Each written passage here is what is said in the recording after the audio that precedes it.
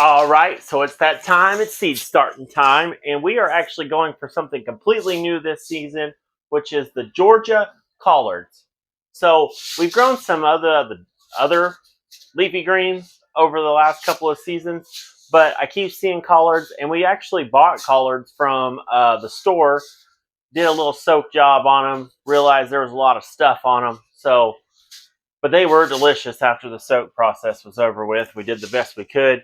So we decided we're going to go ahead and try to grow our own and see what happens. So wish me luck.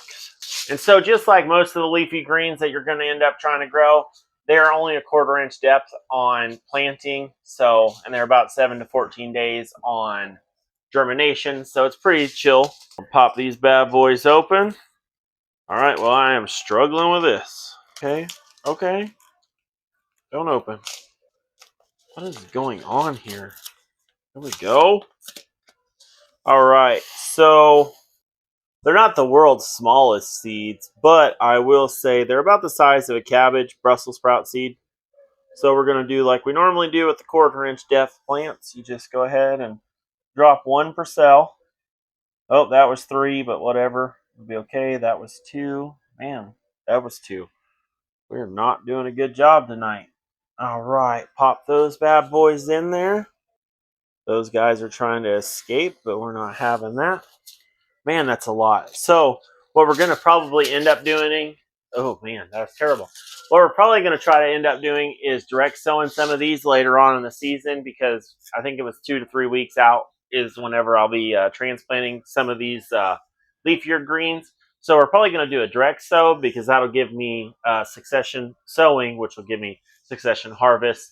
And it's just kind of easier when you can direct sow, because I don't have to do as much in the house, or, switching back and forth from the indoor grow setup to the outdoor greenhouse. So we're going to go through. We're going to just give these a light little push down, nothing crazy, just to make sure they're getting good soil contact.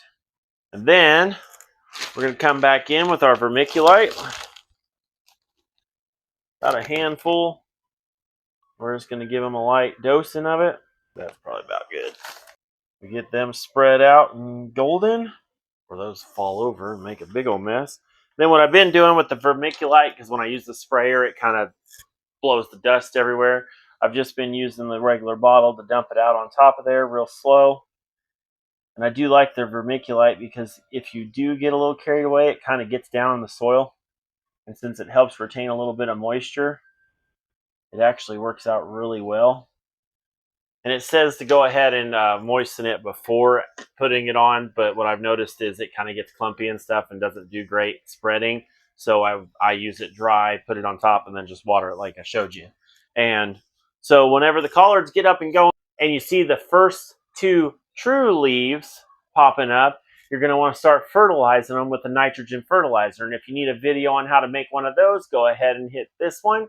And if you want to see how these bad boys do throughout the 2025 grow season, hit that subscribe button, and we'll see you next Wednesday.